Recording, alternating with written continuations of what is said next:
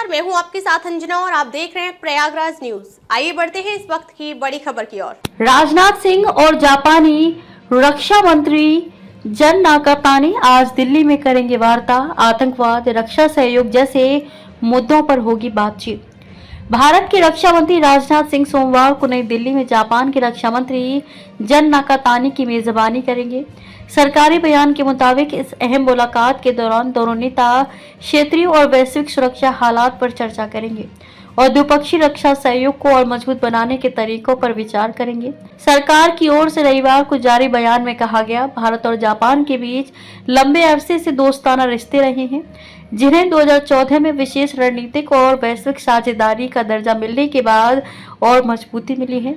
रक्षा और सुरक्षा दोनों देशों के संबंधों के अहम स्तंभ है। पहलगाम हमले के बाद भारत जापान की एकजुटता पर होगा जोर। पहलगाम हमले के बाद उत्पन्न हुए भौगोलिक राजनीतिक हालात इस बैठक का एक अहम हिस्सा होंगे। उम्मीद है कि दोनों नेता इस हमले के बाद क्षेत्र में बनी स्थिति और आतंकवाद के खिलाफ मिलकर काम करने की जरूरत पर चर्चा करेंगे।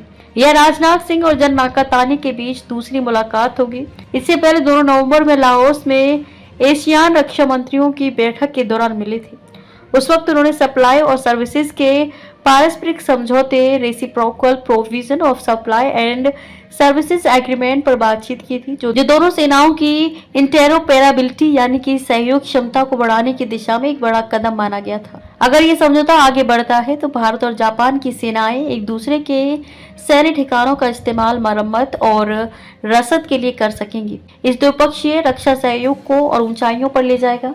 चीन की बढ़ती सैन्य मौजूदगी और हिंद प्रशांत क्षेत्र पर भी होगी चर्चा। बैठक में पूर्वी और दक्षिण चीन सागर में चीन की बढ़ती सैन्य गतिविधियों की समीक्षा भी की जाएगी। ये इलाके रणनीतिक दृष्टि से बेहद अहम माने जाते हैं। दोनों देश इस क्षेत्र में शांति, सुरक्षा और स्थिरता के प्रति अपनी साझी प्रतिबद्धता जताने की संभावना रखते हैं। सरकारी बयान में कहा गया, भारत और जापान के बीच हाल के वर्षों में रक्षा आदान प्रदान तेजी से बढ़े हैं। रणनीतिक मुद्दों पर बढ़ती सहमति के चलते ये सहयोग और भी महत्वपूर्ण हो गया है। खास तौर पर इंडो पैसिफिक क्षेत्र में भारत पाकिस्तान तनाव पर भी रहेगी नजर।